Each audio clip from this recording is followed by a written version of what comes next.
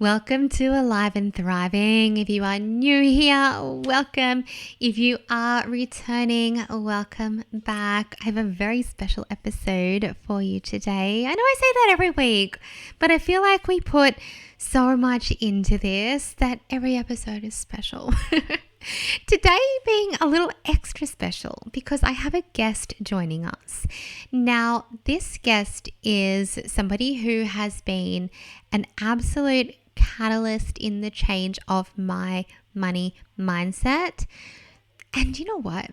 I share with her in our introduction just how much of an impact she has made on me and my money mindset and my relationship with money. And I don't think she even realized just how deeply she has impacted me. She, of course, is Clare Wood.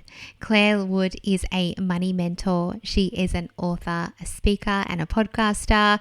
She is a qualified accountant, a CPA, but she's not your average bean counter. She uses her money-making mentoring powers for good. Clare helps service-based businesses to scale while creating a lifestyle that they love. Clare Wood runs the Profit Academy, an online school created to help business owners increase their profits exponentially. Now, this is not on her professional bio, but Clare also has a book called Intentional Profits, which I have read twice. The first time, I wasn't quite ready to read. I was ready, but I wasn't ready to really absorb some of it because of where my money mindset was at. And then this time that I read it through in January this year, oh gosh, it all just landed. So if you get anything from today, please go and grab Clare's book.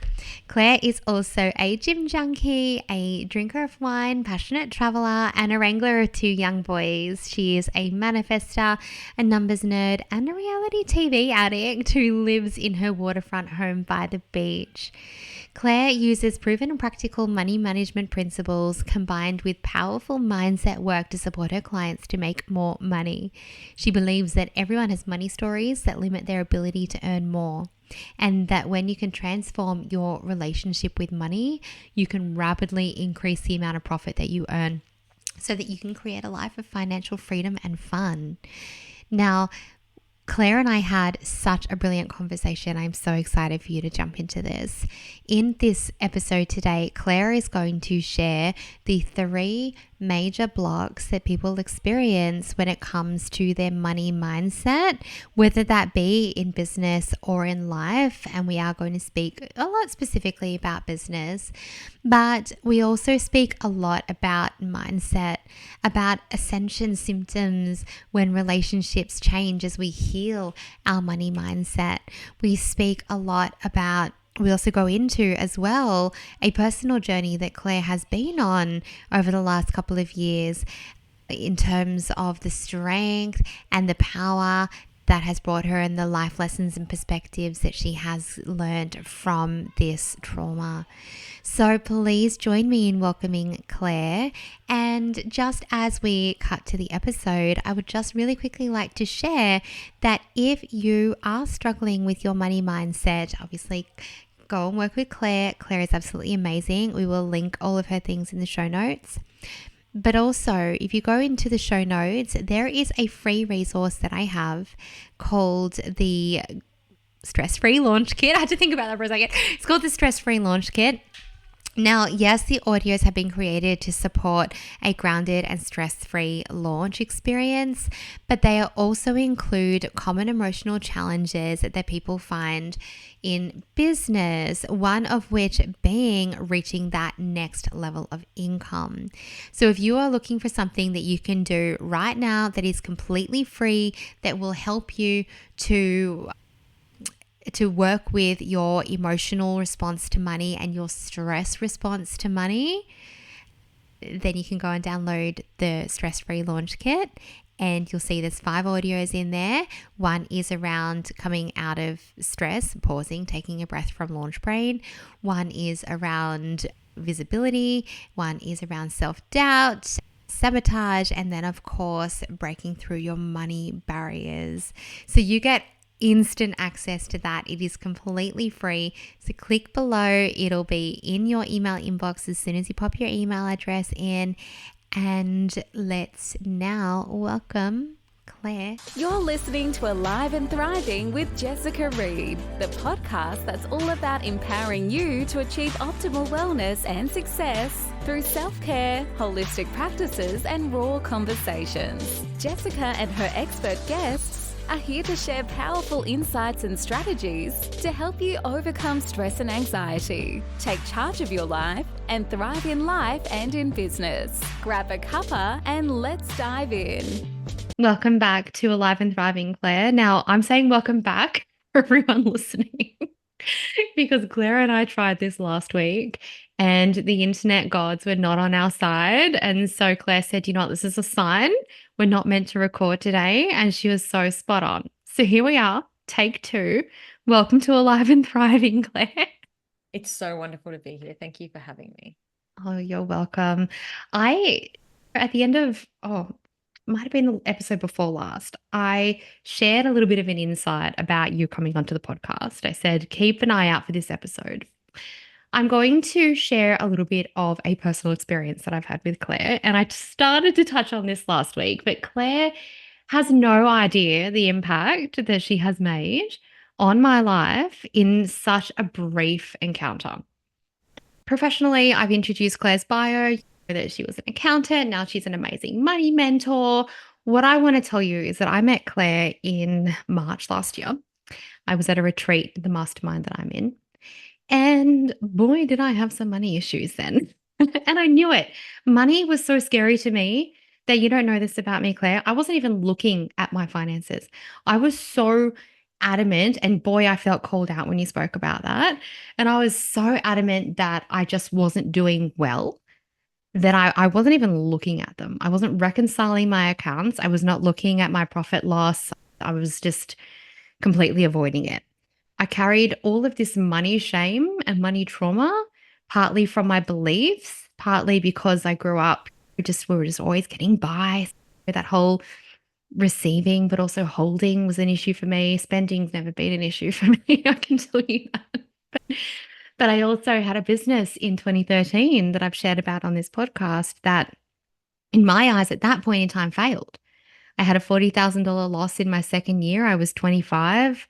I was pregnant with my first child, and my family had to bail me out of that. And that, to me, was like, radio, shut down. I couldn't even look at that event without feeling sick to my stomach until a couple of years ago, until last year, actually, to be truthful.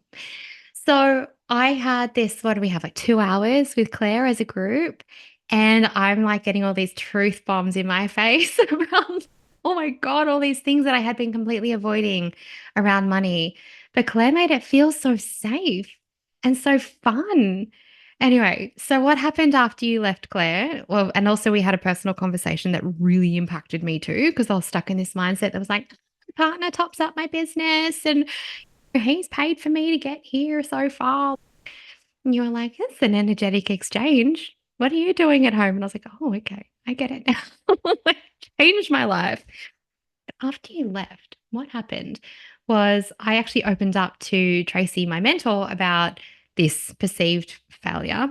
And then I did some EFT work on what I had stored in my body around the shame, because I literally contracted every time I even thought about it. And then I freed it.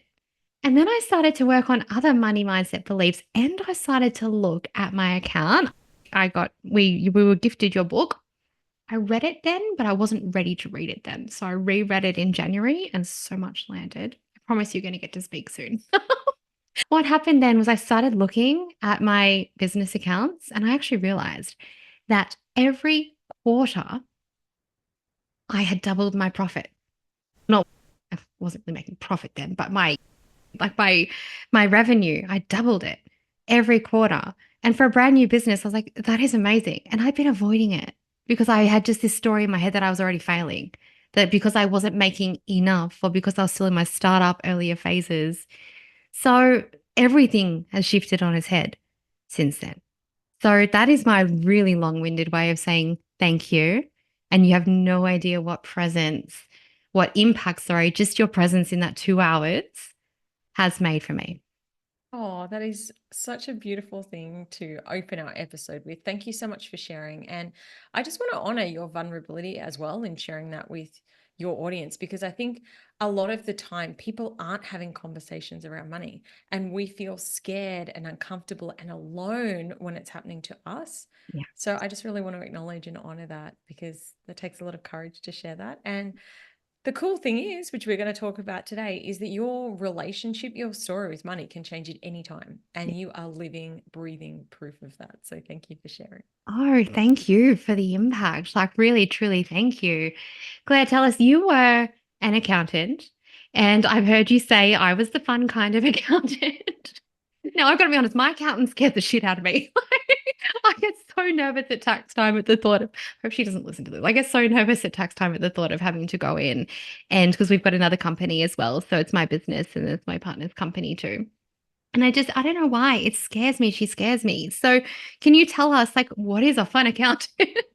Look, I might backtrack to way back when, and this might help everyone to understand a little bit more about how I've ended up here. So I left university. I was a straight A student, great at maths, and my dad had studied accounting. And so I decided that accounting was the key to having a successful career, whatever that means. So I went and studied accounting, and introduction to accounting, my first subject that I did in this field, I failed it. Now, I was, like I said, a straight A student when I graduated high school. I'd never failed anything ever in my life, and I was great at maths.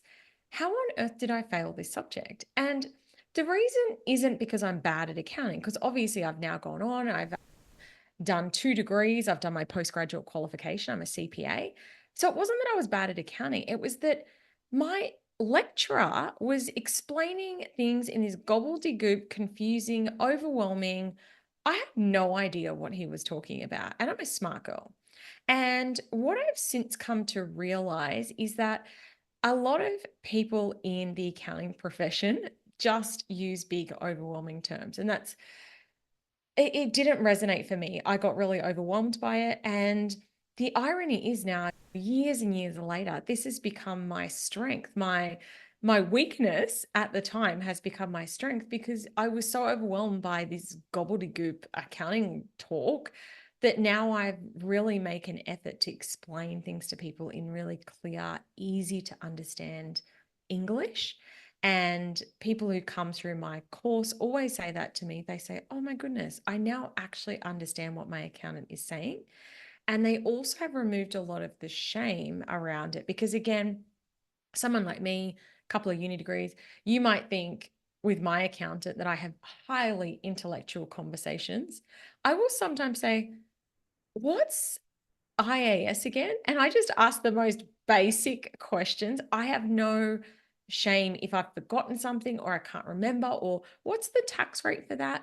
And I think that's the what I want to empower in other people is that, firstly, when you learn the basics yourself, you aren't sitting there absolutely clueless about what your accountant is talking about. There's a real lot to be said for understanding the basics of financial literacy. And also ask the questions.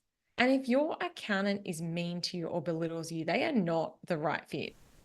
But a lot of the time, you know what? A lot of it's actually in our heads. They don't care.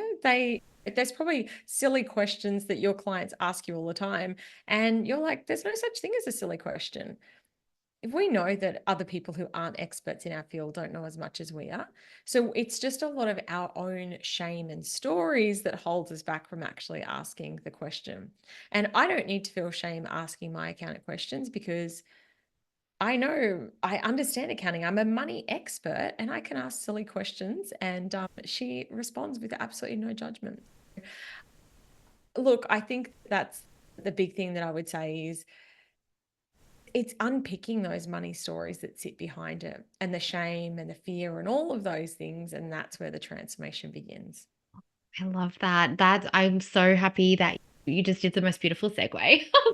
Let's talk about money stories, because I know even I've shared previously in previous episodes too, as I've started to unravel mine, even just understanding the depth of how deep in my subconscious they lie and how autopiloted they are. And I'm still seeing it now, like even with the work that I've done and even with the really powerful subconscious tools that I use, there's still new elements and new levels that come up for me. And I feel as I also work with entrepreneurs now too, there's a lot of really common money stories that I'm hearing. Could you talk to us, Claire, about what are some of the most common money stories? Because I feel like some ladies listening, I hear it, and you probably hear it all the time too. Oh, I don't have, no, I think I'm good with money. I don't really have any money because I think we think, oh, I didn't have any significant money trauma, or we didn't struggle growing up, or nothing really stressful that I remember perceiving happened. And so we think that maybe we don't actually have any money stories. But I can almost guarantee if you're not earning what you want to be earning right now, you do have some money stories. What are the common ones that you hear? And I can assure you, even if you are earning what you want to be earning, that you still have money stories. 100%. I went on a retreat many years ago before I started my whole self-development journey, and someone asked me, what's the big traumas from your life? And I said, I've had no trauma. I swear to God, this is what I said. And she almost choked. She was laughing that much. The irony is, I've actually had some huge, big T traumas that I had literally suppressed, along with smaller ones. And it's very much the same with money. It is impossible that you have a perfect relationship with money. You can be on a journey of healing, which is where it sounds like you and I are both at. I've still got money stuff that comes up for me all the time. So I've got multi-millionaire friends who have money stuff. They share things sometimes. I'm like, well, there's a bit of a limiting belief or a money block or a story. So we all have these things. But there's three main categories that I say that money blocks, money stories fall into. The first one being a block in receiving. And what I mean by that is a block in actually allowing money to come into your world. And it can show up in the way of you self-sabotage your success. You don't show up in your social media. You go, oh, I'm too afraid to ask for money. Maybe you get really embarrassed telling people your prices or about your product or service. Maybe you're undercharging, over delivering. Maybe you are giving things away for free. I can see Jessica laughing as we're recording this. You probably can't see, but this is obviously I used to resonating charge a lot. $50 an hour, and that's why I am laughing. And it's, yeah, I used to charge $50 an hour, and I would still let people negotiate me down because that was a really big block for me. And I say this with so much love. I watched that was how business was done. You just did what it took to get the work, you did what it took for them to give you the job, and you did what it took to keep people happy. And while that has some positive in terms of building a reputable business where people come back to, it was doing me no favors. And particularly in that loss. And I'm so sorry to interrupt there, but I was like, the loss that I shared, one of the reasons why was because I had people come and they'd say things like, we're a not-for-profit, so can we have a discounted rate? Now I'm still paying the suppliers. It was an event, so I'm still paying the suppliers for the physical booth that cost me a certain amount of money. Oh, okay, you can't afford chairs and tables. Oh yeah, we could throw those in. They were costing me money. I had to pay per chair, per table, per booth, per sign, per everything in a space that cost $100,000 to put an event on. And I was like, oh sure, yeah, okay. Oh yeah, I just wanted the numbers. I just want people here. So yeah, amazing. Like I couldn't receive. I had so much shame around asking and receiving for money. So that's why I was giggling, because I come from the place where it was like, yeah, I charge $50 this. Oh, you can't afford. Okay, well, maybe we could make some kind of payment plan. Like my first course, Claire, I launched was $79 and I offered a payment plan. Yeah. Yeah. And we've all been there. I remember I had a big almost slap in the face around my receiving when a business friend of mine, at the time I was doing a 3-hour coaching session for $500. And she said to me, if I didn't know how good you were at what you do, she said, I would think that you were terrible because that is so cheap for a business mentor. And the fact that a friend of mine would say that to me, I went, whoa, okay, this is definitely time that I have to revisit my pricing. And again, at that point in time, to be clear, I was a couple of years into my business. I wasn't starting out there, but it just goes to show that some people spend their whole business lives like that. I've had the experience of people that I've worked with sometimes, and they never put their prices up. They over deliver, are available 24/7. And other people have really strict boundaries around their times, their inclusions, all of those things. So that might be showing up for you, a block in receiving. The next one is a block in holding. And again, 100% putting my hand up, something I've struggled with. A block in holding is where you struggle to actually save money. You might have a whole range of things around money, but maybe you have shame around having savings. Maybe you have shame around receiving money. And so when you actually get money and you go, oh my gosh, I'll spend that straight away. Maybe you're so scared that it will all go away. Again, I know this came up for me, that I'd be like, if I don't pay that bill straight away, I'm probably not going to have the money in a week or a month's time. So I'm just going to pay it straight away, even though it's not due yet. And then that way the money's out of my account. I know that all my bills are taken care of. And so a block in holding basically looks like you don't have any savings. Anytime money comes in, you almost get rid of it as quickly as it comes in.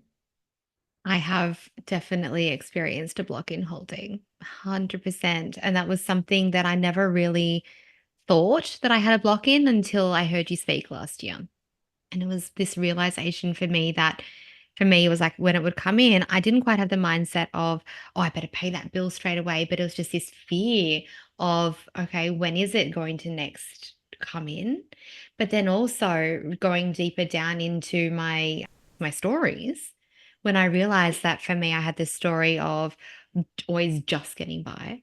And even when I'd be asking for like universal help, we're manifesting what we want, and I'm journaling out my gratitude of thank you so much for just having enough. Thank you so much for having what we need.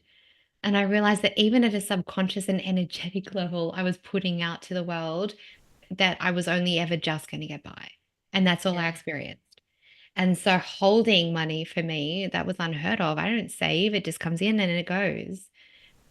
And I didn't realize at that point that's because my nervous system did not feel safe in actually holding on to any kind of money because it was unfamiliar for it. I love that. And maybe you're listening, you think, I've got $1,000, or everyone will have what I call an energetic minimum. They'll Mhm. have an amount, and they like I had a client of mine, and she would never have under $10,000. And she'd have it there, and I'd say, what about that money? Is that money? And she goes, I would never ever go under 10,000. And everyone's got a number. And what I want you to just explore is, what does it look like to go over that and above that? Just out of curiosity. And when I first started my journey, when I realized I had this block in holding, for me, it was just transferring $10 a week that I never ever touched, and saying, it's safe for me to actually put money aside and just to leave it there to grow. So that is the second kind of money story or money block. Are we ready to go on to the third? Or was there anything deeper you wanted to dive into on that, Jessica? Oh, I don't know. As you were speaking, I was just thinking about then going into the opposite situation of when we did actually start to make money. And then we're in a position that some people around us weren't in as well. And there's a whole nother range of emotion to deal with there too. There's all these other stories, and then these things that were coming into my mind of fear of how I was then perceived being in a different position and being in a different position to some people around me as well. And that I think I just wanted to acknowledge that's the other tip of the scale, right? That you think that you're just dealing with these money stories and you don't have enough, but then you get into this opposite space where maybe business is doing really well and you are fruitful with what you have. Or you don't have to count your pennies or whatever your opposite experience is. But then there's almost this guilt and this, oh, I don't really want them to know that we're doing well. See, there's all of that too, that just I never imagined having to ever deal with until you're dealing with it. 100%. And I found too that as you are changing, you are dealing with everyone else's money traumas and Yeah. blocks and stories as well. For us, when we got our BMW. My dad made a comment about the elite with their BMWs. I've lost friends over the years. When we moved to our waterfront home, some of my closest friends, who I am such a friendship person, I pour so much into the people I care about. And they just bit by bit started stepping away from our friendship. And at the time, it really hurt. But the reality is, like, I'm on a journey, and the people who are there for me at the next level are going to be cheering me on, celebrating my success, my growth, not wanting to hold me back, not judging me for it. And so, unfortunately, some people, your relationships are either going to change with them or they might even dissolve. And I guess that's where you get to explore what does, what are your big desires? And like I said, something that I realized on that journey was that the people who I've still got friends from primary school, from childhood, there are some people who are celebrating my success every step of the way and just cheering me on. And then if there are other people who aren't, unfortunately, they're not. I want people who hold a vision for my life like I do. I know that I do for other people. I want my friends to have all the success, love, happiness, wealth in the world. I find it so inspiring. And and it is going to change your relationships with some people. And I Oh, guess that's something that's important to acknowledge and recognize as well. 100%. And not just in money growth, but in all Mm. healing. And I hear this so often in my containers. I think I did an episode on it a few weeks. I don't remember when. I've definitely talked about it. But it's almost like these ascension symptoms, and you start to notice that maybe friendships are dropping off, or people come into a healing space. A lot of the ladies that I work with, they've been in either a long-term chronic state of fight or flight, long-term trauma suppression within their body, beliefs and blocks that are just keeping them from feeling the way they want to feel. And when we start to dive into that and we start to heal and we start to release and we start to shift beliefs that are going to actually serve them for where they want to go now, what we start to notice is there's this whole new level of people then experiencing relationship tensions, friendship changes, and they start to feel really alone. Because when we grow, we do it generally well, we always do it from a place of choice. We can't force somebody into any kind of healing in any kind of mindset. And so when we then might choose to heal and we choose to step into this next level of ourselves and we start ascending, that can be really triggering for a lot of people around you and really challenging because they've been thrown onto this pathway with you and they didn't choose it. And so a lot of people will drop off Mm. because they, as a soul and in their life's journey, they're just not ready for that level of healing. And that is as you increase your money mindset and as you start to believe how abundant things can truly be and how limitless things truly can be and how everything is really just a big energetic exchange and the law of oneness, money is a part of you, right? Like when you deeply start to feel that and then you sit in conversations with people who are like, oh, this bill and this and that, and oh, it's going to cost $50 to go there. And you feel like so uncomfortable and so sad for them as well at the same time. But then they feel triggered by the fact that you don't seem to agree anymore. And so you're right, Claire, like in all aspects of growth, money as well, as we start to heal and we start to grow and we start to think differently and choose a different life for ourselves, people do not always grow with us. Yeah. And that's when you get to decide, like you said, what's important to me? Where am I going? This is your life and your life's journey. And sometimes we have to shed relationships in order to actually make energetic space for that next step. Yeah. And I think that people, yeah, people are either going to be inspired and be excited and empowered for your change. Yeah. But there's a saying, misery loves company. And I think a lot of times what can happen is take the example of losing weight or someone getting sober or something like that. If you're not feeling great about yourself and someone around you suddenly losing weight and they're making choices. So maybe you all go out for ice cream and they say, I might just have a small scoop or I won't have any, thank you. It's really easy to want to keep them in the same space as you. If you're used to sitting down with someone and bitching all the time about people, and then they're not interested in having those negative conversations anymore, you can either be inspired by it and say, oh, actually, I love that they're not. It's fantastic to see them on a health journey. Maybe you're not there yet, but I'm really happy for them. Or maybe it inspires you to start that journey. Or alternatively, yeah, if it's too much, people just distance themselves and say, you've changed. And the reality is, if you were changing for the better, people should be, your true friends should be excited and happy for you and celebrating you. And yeah, it's definitely, you'll find as you grow, as you earn more money, even if you're not earning more money, even just as you're healing your relationship with money and you don't want to bitch about it all the time and you don't want to complain about the economy, people don't want to hear it. They want to, if someone's in a miserable place with money, they want to hear negative things about money as well. So you Exactly. will notice that your relationships change. And I like the word change because some people are lifetime people and they will be there and be hearing with a curiosity and being inspired and perhaps be open to grow, or saying, hey, that's not aligned for me, but I'm really excited and happy for you. And other people will just be no longer a fit in the next chapter season of your life. So really great conversation to be having. Absolutely. And I just want to remind anybody who is going through this at home as well, and something that I'm sure you've probably heard a lot with your clients, I can only imagine, particularly when it comes to business success, is if they come from a family who has not, maybe whose parents struggled, or maybe they had a business but they had to work 24 hours to keep it successful, for you to then have success and to out earn your family, or to actually, yeah, to have this different money experience. I have a lot of people feel like they're not even going to belong. Like, is my family still going to accept me if I am actually making this money when they've always struggled?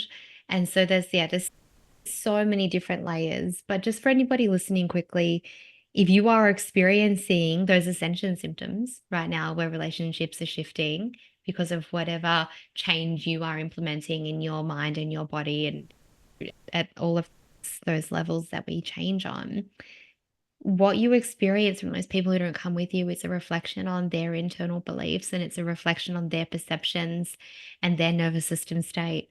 And it's just not you. And I just really, like, yeah, logically, you Mm, probably know that, but I really just want to yeah. reiterate that it is not you. Yeah. It's not, it's them. And I think it's also important for us to also have empathy and kindness for others who perhaps haven't had access to the tools or the Yeah. mentorship or the healing experience that we've had. Because if you'd have said to me 10, 15 years ago, oh, Claire, something that I know for me, we've bought a waterfront home and I know it triggered a hell of a lot of people in my world. I'm sure if 15 years ago someone had said that to me, it would have triggered the hell out of me as well. Mhm. It would Yeah. have made me feel jealous. It would have made me think, why do they get it and I don't? Yeah. So I also think that recognizing that if Yeah. suddenly you're on a health journey and people are like, oh, you're getting all fit and healthy, whatever. I was probably there a couple of years earlier myself when I wasn't on that path. So also having empathy and recognizing that there's going to be some people who aren't at the same stage, but are celebrating and excited for you. Yeah. And I think for me, that's how I'm distinguishing as well. A lot of times I talk about looking at your well circle, looking at the people that you're spending time with. And that doesn't mean that I say, what, how much do you earn? Okay, you're in the friendship circle, you're out. For me, it's so much about God, can you imagine that? you're in, you're out. You don't meet the Millionaires only over criteria. here, buddy. Sorry. But in all seriousness, like for me, I am far more attracted to spirits and people who are, it's where they're going rather than where they're at. There can be some people who are multimillionaires, terrible relationship with money, absolutely miserable, no Mm. interest in making any more. And then there's other people who are like, you know what? They're still in the nitty gritty phases in the weeds, but I am like, you have such big goals, such big ambitions, and you are healing and you are on the journey Yeah. and you are inspiring to be around and exciting to be around. And I think that for me is what it's about. It's about finding people in the world who are interested in growth and development and, yeah, wanting to immerse yourself and be in their energy. Oh, I love that. Just as you were talking there before we got onto the third block, I just wanted to share I have really intentionally had to be stretching myself financially as well just to find safety in it. And if you'd asked me a few years ago, oh, okay, pay this much for mentoring or like all the things, because I do mastermind, I do private mentoring as well. I've got another amazing container that I'm in. Do I need to be spending that money? I think it's a great investment in my business. So yes, I do need to be spending it. But I guess my question to myself more so was, how do I feel about that? And it's stretchy. So this year, when I said to Tracy, "Right, I'll do private mentoring with you as well as mastermind," I threw up afterwards. Like it was such a big jump in terms of a financial investment. She doesn't mind me talking about these conversations. Like it was such a big jump in terms of my financial investment, but I had to stretch myself because I had been actively kicking myself out of the words, I can't afford this.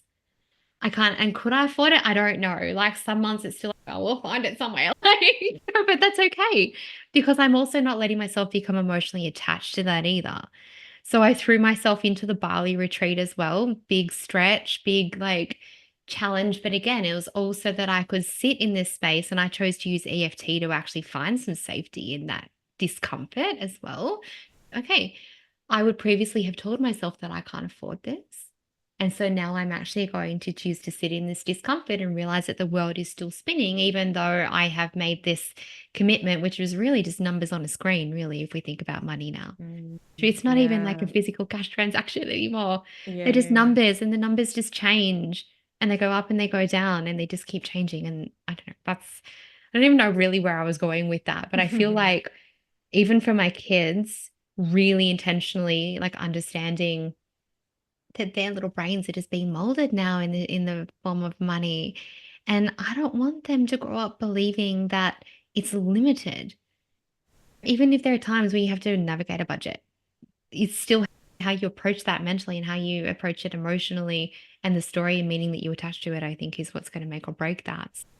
If my kids are asking for something that I don't feel is either within our capacity at that point, or like my daughter's, can I have for my birthday a real cubby house with a real kitchen, with a real lounge room, with a real mini fridge full of food, with a real like, and then my first response was to say, I'll tell you we can't afford that.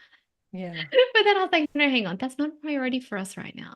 Yeah. And there's just little, and it's also a little bit of a ridiculous request, but it's there's these little changes that I've really had to really intentionally work on.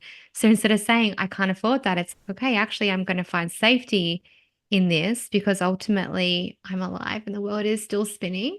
And I truly believe now money will work itself out. I really, truly feel that. And I have so much evidence of that in my life, even though my brain used to tell me otherwise. And it's just a really beautiful place to be because to me, that's all about me protecting my inner peace. So if I'm going to sit and I'm going to stress myself over things that are happening in the economy or in around me, if I want to stress about that, my partner and I have a very different view on this. He's, you don't care about them. I'm, yes, I do care. I do. I'm just also choosing to not stress about it. I'm choosing to emotionally detach from it. So that has really helped me in working through my blocks in holding and my blocks in receiving. Yeah. Mm. I love that. And I think something that you spoke about there about investments, one thing that people always ask me is I talk about expansion and that feeling of there's a difference between when you invest in something and it just doesn't feel good or it doesn't feel right. And then there's times where something excites you and it terrifies you and it just feels like the next thing to be doing. And that is where I say, if it feels aligned to lean in, then you'll know the time to lean in. Oh, I love that. You talk about intentional investment in your book as well, which was just, it was something that I just have to, I just took my earphones out because I just realized this whole time you've been coming out of the computer screen. Did you want to hook it up? Because that might cause a bit of an echo. Oh, let me You're not see. listening through the Oh, it's headphones. okay. I think I don't often use them, but it's just so funny because you weren't even coming She's out my like, earphones. My audience is, oh God, that's a typical Jess thing. Technology is not my friend. It's okay. We should be okay. But Yeah, just if you're wondering why I took my earphones out, it's because you're not even coming through them. Oh my gosh. I figure, oh yeah, in your book, you spoke about intentional investment.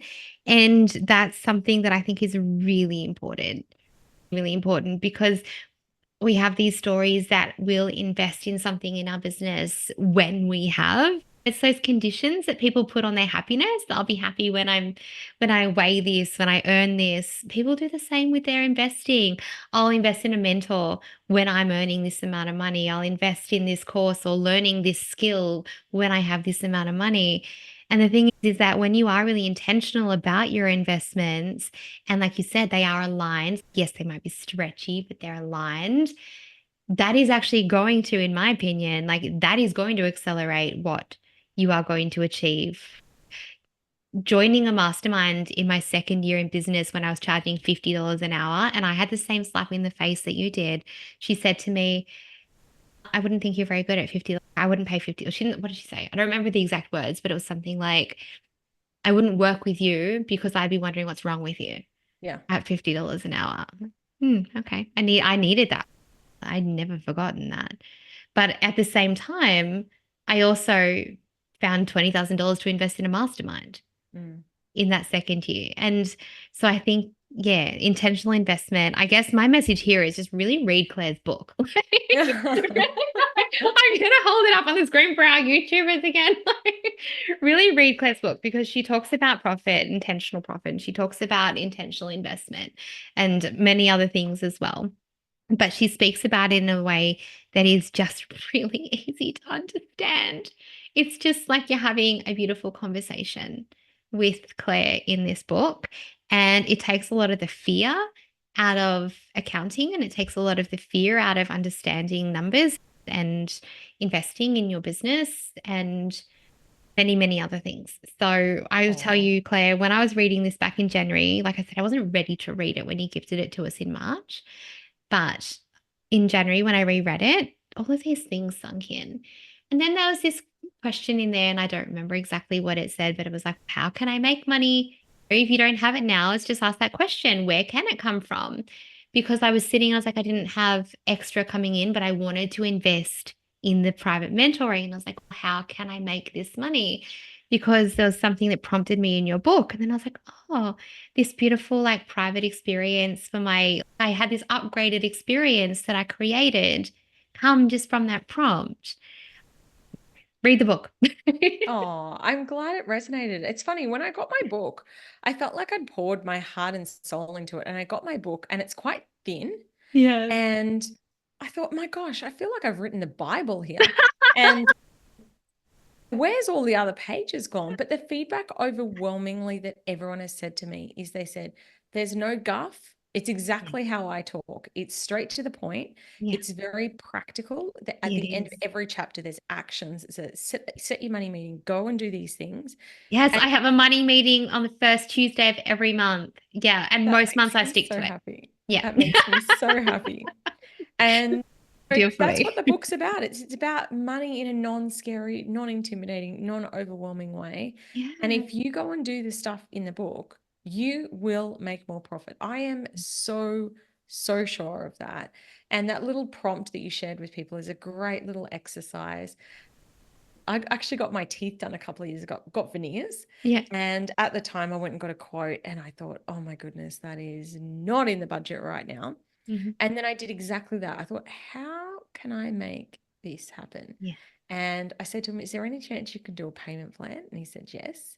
And then I went, what if I create an offer that looks like, I can't remember, $1,000 a month? I Yeah. sold two of those by literally DMing a couple of people, sold two spots, $2,000 a month, payment plan done. And Oh, I love that. And do you hear how simple that was for everybody out there waiting to create their complicated sales funnel before they offer anybody a program or something? Claire just said, I DM'd people and yeah. then I covered that payment plan. So I knew a couple of people that I said, if I offer them this package, Mhm. I know they'll jump on it in a second. Sure enough, Awesome. sent a couple of messages. Hey, this is what it looks like. Is it something you're interested in? I'm not releasing this publicly. Yep, yep. And it just goes to show how easy and fun and playful money can be. Yes. Can I show you what page? I just randomly opened a page and we were just talking about putting conditions on happiness and conditions on investments and things. And the page I just randomly flipped to in your book says, stop winning yourself. And it's, I'll be happier when. Literally exactly what we were just talking about. I love that.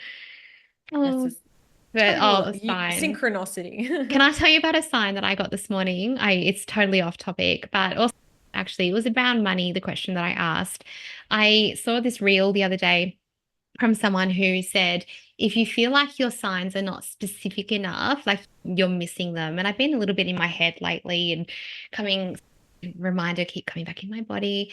And so I feel like I've been missing signs. I've not been aware of them. And anyway, last night she said, I saw it a couple of weeks ago. She said, if you feel like your signs are not specific enough, ask for something really specific, like a monkey. And so last night I was in bed and I was like, okay, if I am on the right pathway, if this is the right decision for me, can you show me a monkey? And then in my head, I was like, this isn't going to happen. Like, I'm in Canberra, there's no monkeys. Anyway, this morning I woke up to my 4-year-old in my ear, over my shoulder, with this toy monkey in my face going, monkey, monkey. Oh my God. Wow. And I didn't even realize I got I got out of bed, got in the shower, and I was like, monkey. Oh my God, monkey. So yes, the signs are everywhere at the moment. And I love that we just opened that exactly where I was just speaking about. That's crazy, isn't it? I had this same sort of thing. I asked for a hot air balloon for a sign. Yeah. And anyway, that day I then opened a magazine and saw a hot air balloon and I thought, coincidence. And then I had a guest who was telling me on the podcast that she is obsessed with hot air balloons and that she has one tattooed on her arm. And I was like, oh my gosh. Like, oh my gosh. the magazine, I was like, maybe. I was like, it's tattooed on her arm. And sometimes we're just missing these signs. And also sometimes,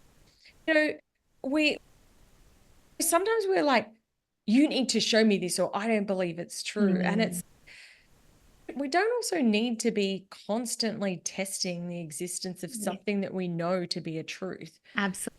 If money is abundant, then drop $1,000 in my bank account, or I don't believe it.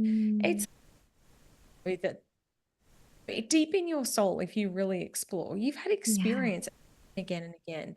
And we don't need to test God or the universe or money also to know that there's an abundant truth there. Yeah. It's just 100%. us remembering and aligning with that and stepping back into that truth. Absolutely. And back into trust, which is a part of what my conversation was last night. When I get really caught up in my head, then I leave my sacral response and I leave that sort of way that I navigate naturally. And then I start doubting or questioning or overthinking. And so last night was an exercise of trust for me. It was this reminder of, hang on, you are deeply supported. And let's remind yourself of that. And then I was like, I'm really going to put it to the test though. Where is it going to show me a monkey? Yeah. I love that. Oh, let's chat about the third block. Everyone's probably like, Jess, enough with the stories. I just want to know what the money blocks are so I can get rich. Like, come on. Oh, classic. Well, we've actually just been talking about the third money block this whole time. So in another beautiful alignment, the third block is around investing, a fear of investing, of being able to spend, of being able to put money back into your business or your life or yourself in a way to sustain your growth. So as much as people have a fear about saving money, a lot of people have a fear about investing in themselves, investing in their business, even spending money on themselves. I know for me that I still feel a lot of shame and guilt. I've got a therapy session tomorrow and I'm like, I don't really have the time for that. Is that the best use of my money at the moment? And really being able to lean into our ability to invest, because in the space of money and money flow, I've worked with people over the years who are like, I can't afford an assistant or I can't afford a basic thing. And then I'm like, how much money have you got? They've got $100,000 sitting in their everyday bank account. Yeah. And I'm like, whoa, that is so much money. I can't believe that you'd be scared to go and spend a couple of $100. Mm. So everyone's got a different value set around this. But yeah, I, again, massive block of mine when I first got started in business. I'm a qualified accountant. I came from a place of don't spend money, save. I did everything on the smell of an oily rag. And actually, I started my business at the same time as Tracy Harris, your mentor. And I remember she had a podcast and she had a big glossy website and she used to go get photo shoots done. And I think I would not spend money on anything. I built my own website. I didn't have photos. Mm. And I just started to see her grow and grow because she trusted herself and Yeah. leant in. Yeah. And that's when I had the aha. I either need to invest in myself or I'm going to stay stuck. Yeah. Absolutely. Do you know, Claire,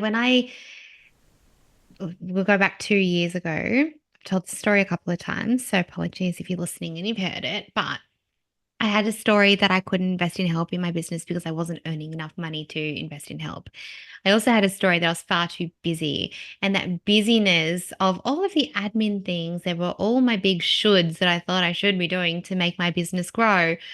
All of that was actually keeping me from having this energetic space and calendar space available to hold for more clients who would actually pay me to make money.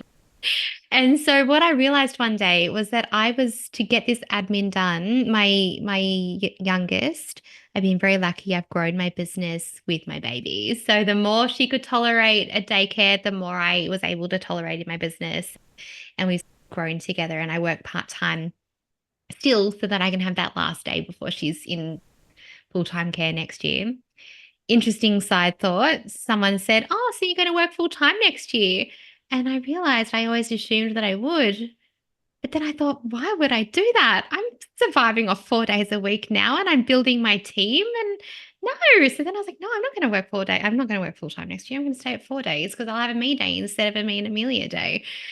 Totally off topic. But anyway, I realized that I was putting Amelia into a casual day of daycare. And because of the income that we had coming in, it was not subsidized. So I was paying $165 a day just to have her in this one extra day a week. And then one day I realized that I could pay a VA for like 4 hours a week to get that $165. So I got my child back. I got more time with her. And then when my business had more clients, more paid clients, then we went into more daycare so I could maximize my time.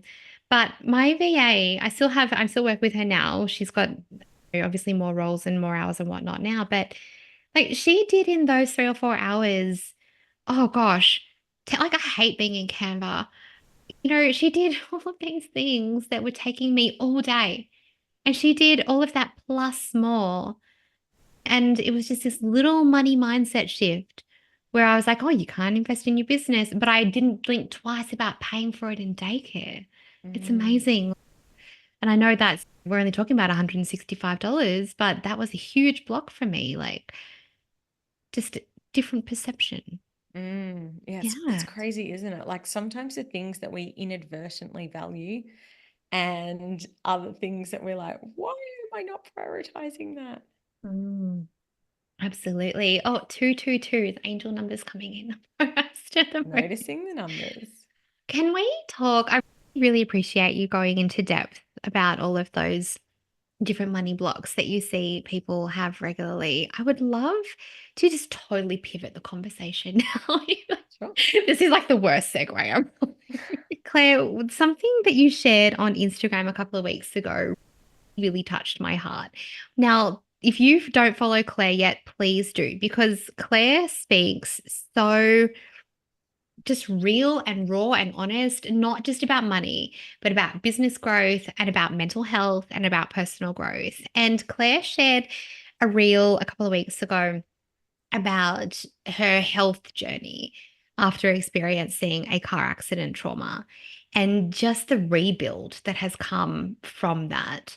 Now, anyone who listens to me regularly knows I hate saying similar experiences because all of our experiences are so different, but I guess in terms of what happened, I had a sort of similar experience. I did not have the mindset to help myself through it back when it happened. It was 2013.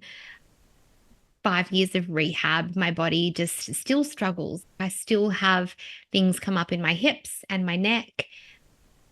There's still this reminder there's, hey, this thing happened to you and it was a big deal. PTSD for years. There's so much struggle. I just really wanted to say, and I'll let you if you share as much of the story as you're happy to share, but you just had such a strong message in there about believing in yourself and sticking through the tough times. And I don't even know where I'm going with this, but I just really wanted to have this conversation because no matter what big T or little t trauma you experience in your life or what challenges you are experiencing in your life, it's really easy to be like, I've just been knocked down and then we don't get back up. And I just really wanted to highlight this and share this story, if you're happy to, with my listeners, because what Claire is showing is just so much strength. So much strength. Are you happy to share a little bit of that story with Yeah, me? for sure. So basically, it was a little over 2 years ago. I was driving on the M1, which is a freeway here at 110 kilometers an hour. And it all happened in an instant, as these things often do. But essentially, I got rear-ended by a semi-trailer truck. And I pulled the car over and I was just in total shock. I got out and was just, rang the police, rang my husband. And the policeman rocked up, could not believe that I was alive. Mm. And yeah, and the fact that I wasn't just alive. I got out of my car. I walked Wow. out of my car. So Oh my gosh. my car got totaled, my car got written off, but I literally got out and was sitting on the side of the road. And anyway, my husband came pick me up, and then on the way home, I realized this is probably by the time I got home, this is not just a little bump. I am in a really bad way. And progressively over the next few days, my whiplash injury got to the extent of basically, they said to me, it's as extreme of an injury as you can have without having broken bones. And Mm. again, they were very surprised that I had a couple of bulging discs, but no broken bones, no fractures. But the muscular impact was so bad that it got to the point where I couldn't lift my arms and I started losing control of a lot of my function in my hands, which is Mm. apparently quite a normal response from a Yeah. severe whiplash injury. You lose all the basically the muscle in your upper body, and it's all connected to your hands. I didn't know Yeah. that. So Oh, I couldn't hold a knife. I kept dropping things. I couldn't understand why. My husband had to blow dry my hair for me. I couldn't lift a washing basket of washing. yeah. And I am so, so grateful that all of my mindset work had happened before this experience Yeah. because I had learned so much about mindset and perception and gratitude and all of the things.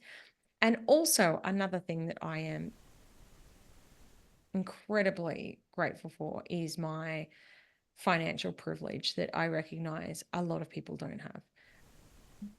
We were able to immerse me in therapy. So I was doing physio 3 times, sometimes 5 times a week. Wow. I was working with a therapist right from the start. I Yeah. did psychotherapy And this was only 2 years ago, wasn't it? 2 years ago. Yeah. Yeah. So just And pointing that out because that's right in the midst of Claire growing a thriving business as well, going through this personal, physical, mental, and emotional challenge. Yeah. yeah. But again, I just kept in all of it. What's the positive? Firstly, I'm alive. Mhm. Secondly, I can afford physio. Not a lot of people can Mm. do this. And let me assure you, I don't know what your experience was, Jessica. Insurance companies, don't even get me started. No, I They were don't. not, Can they I were tell you a not. quick story? Yeah, yeah, please I do. was in therapy one day. It was maybe we're 2 years in. My insurance claim went for, gosh, 5 years or something. My lawyers actually were, what do you call it? Prepaying. Like my lawyers were actually writing me checks. I was 21. I had no money. I had a full-time job. I think I earned about $35,000 a year or so. But my lawyers were writing checks so that I could have the physio and the rehab. They put this like metal thing on your head to make your neck turn and then they hold it there and they make it stay there. It was awful. But the insurance company rang. I had a call from my lawyer one day because I was in therapy and I said, I tried to go out with my friends and I hit a brick wall and I went home. And I got a call from my lawyer saying, and I may want to know how injured you were when you hit the brick wall. Excuse me? It was a vigorous speech, and they were trying. I was rear-ended by a DUI in a Nissan Patrol. I was in a Hyundai Getz. I was flipped off the road, car rolled, dashboard fell out on top of me, stuck in the car till the police pulled me out the other side because my door was ripped out. I was very injured. I couldn't walk. I had 5 years of rehab, and the insurance company, sorry, I feel like I should tap now because I'm getting a bit angry. The insurance company, like, don't get me started, wanted to know, yes, they were trying to turn anything and everything around to find any way to not just genuinely compensate you for something that was horrific that impacted my life. That was pre-children too. And I know that through my experience having Kalia, I nearly ended up in a wheelchair with both babies because of the state of my hips and lower back. That was just lifelong, like just the things that, just the ripple effect. It's just, Yeah. yeah. So I'm sorry to interrupt, but No, when you no, said no, don't not get at me all. started on insurance companies, Yeah. like, no, don't get me started either. And I think the sad thing is that I look at the progress that I've been able to make, even the fact that I'm telling this story now and not sobbing. The Yeah. first couple of times I used to tell this, I couldn't even talk about the accident without ending up in tears. And I genuinely have been able to release so much of this trauma Yeah. because of all the therapy I've done and releasing it from my subconscious brain. And it makes me Mhm. so sad how many people I've met 10 years after an accident who still can't drive a car, who Yes. have crippling anxiety. And I genuinely, I drive on the freeway now, drive myself. I Yeah. was doing that. I think I did the first time just shy of a year after the Mm. accident on the Okay. exact same highway where I had the accident. Yeah. And now it's when I'm driving on that road, I'm not even like thinking about it. I And love that is that. because of all this work that I've done. Yeah. But so, firstly, my financial privilege, but Mhm. secondly, also believing in myself to say, I have to do it. Wasn't an option. Oh, I can't really afford. Obviously, we went backwards financially Mm. massively through this whole experience. Yeah. But I was like, there's nothing more important than my health. Yeah. And we have to get me better Yeah. because if I can't hang out washing, if I can't drive my kids to school, this is going to cost us a Mm. hell of a lot more money than getting me better. So Yeah. that is why that became also, and I'm very grateful that my husband prioritized that investment financially as well. Yeah. And again, the mindset, I constantly just kept thinking, I'm so grateful. I am so grateful. Any little bit of progress that I would have, I'm so grateful. I'd be getting a massage. I'm so grateful that we can afford to get a massage. And to this day, I'll have a time where I'm hanging washing out and I'm like, I can lift my hands above my head. I And can that lift is a such washing a big basket. deal, isn't it? To be able to lift your Yeah. arms above your head. I still, because last year my whiplash was flared up. It was only in context, a very little accident. Like we were stopped. They ran into the back of us. But with my neck twisted like this, looking out the window, oh, I grabbed right here straight away. And it's 12 months later. And even at the kinesiologist today, I said, I'm picking up some weight. I'm still not lifting anything above my head because we're just not there yet. But you celebrate the seemingly small things. For me to be exercising with 5 kilo hand weights, that is a huge deal. Because 6 months ago, that would have sent me into a week-long vestibular migraine attack just from Yep. aggravating that whiplash. Like, Oh, so 100%. yay, like you putting the washing out and having that washing basket up above your head is huge. Yeah. Absolutely huge. I It's love massive. that. I look back at that video, the reel that I put together, Yeah. and watch me lifting those 1 kilo weights. And I remember that after that, I was on Panadine 4. I was back on the Yeah. couch. I was sobbing again, flared up for days, Mm. lifting 1 kilos. I now Yeah. lift 10 kilo weights. Oh my God. And I just yeah, it's not that I'm completely healed. I'm not. I even just sitting here, I've got, I don't know if you can Yeah. tell, I feel like I'm going to need to get up and stretch out after Yes. this session, Yes. sitting in a chair for too long. But I'm just really focused in on what can I do? What can I control? Mm. And and I don't want to pretend it was easy, because there were so many days of tears and feeling sorry for myself and all of the Yeah, things. But absolutely. I do truly believe that, that there's a lot of power in mindset. And I'm just beyond. It's been such a great thing for me, because it's taught me gratitude on a level. It's taught me the power of healing. It's taught me a lot of empathy for people with chronic pain, Yeah. because I think I used to I'm such a positive person that I used to be like, just get on with it, just get over it. Yeah. And now I'm like, it's not that simple No. sometimes. So it's taught me so many things as well. And Yeah. yeah, I'm here 2 years later. I know that I've still got work impact to create on this planet, and I'm here for Mm. all of it.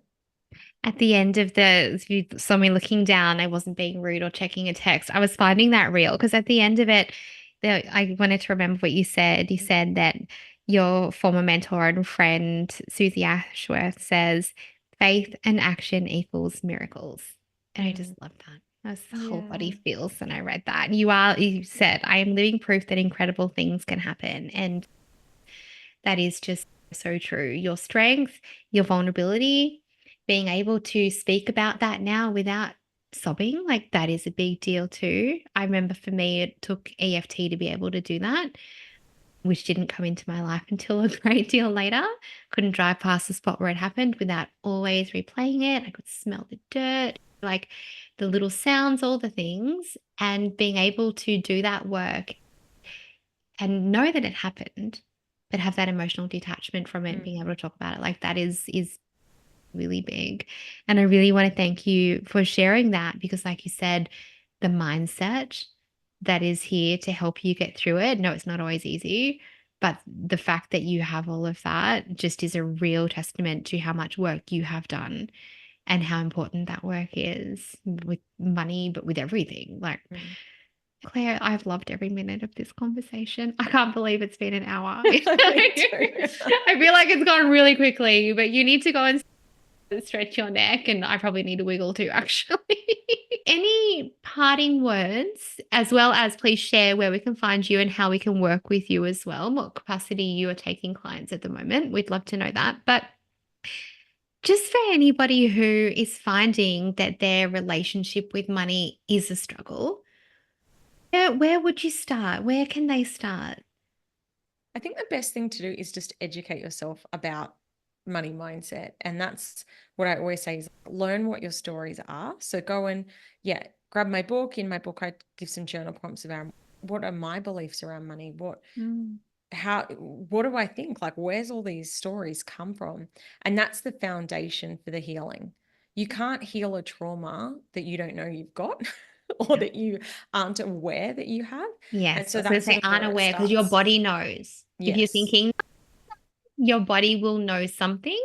Yeah. And if you can't get it out of yourself, then go and work with someone who can get into your subconscious, do some hypnosis.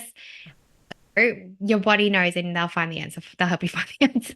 100%. I Yeah. know that. I know that 100% because that's what I do for a living. Like, Exactly. Exactly. And honestly, like that's how I've healed. Like my neck, it's how you heal a lot of traumas is find yeah. what the trauma is, and it is a slow process.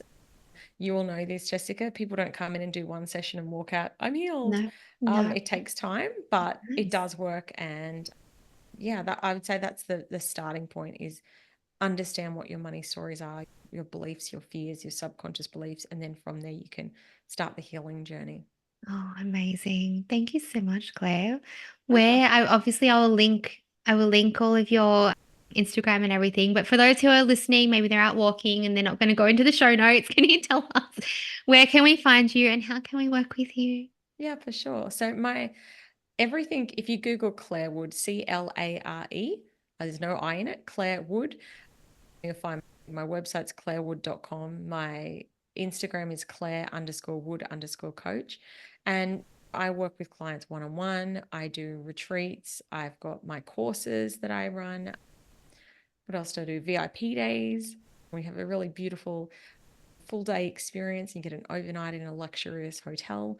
There's a whole bunch of different options of how we can work together, and all of it's on my website. I love that. Are your courses, are they live launched and join at certain times, or is there anything people can just come and join straight away? People can jump into my course, the Profit Academy Foundations, at any time. That's my course Amazing. all about business finances. I do also do live rounds of it. So there's also times where I deliver it live, and I have Q&A calls as well. And I do have my money mindset course, which is called the Profit Academy Accelerator. So there's the foundations, and the mindset's the accelerator. My beautiful book. Yeah. And the book, which is really easy to access. I think I got mine from Amazon and it was here in 3 days or something. Oh, Claire, thank you so much for this It's a conversation pleasure. Thank you and so for your much for beautiful having me. I really energy. appreciate it. You're welcome. Wow, what a journey it's been today. We are so grateful for each and every one of you who tuned in to Alive and Thriving. If you enjoyed this episode and want to help us keep growing, please consider subscribing and leaving a review on your favourite platform. It's a simple but powerful way to support a small business like ours to continue to make an impact.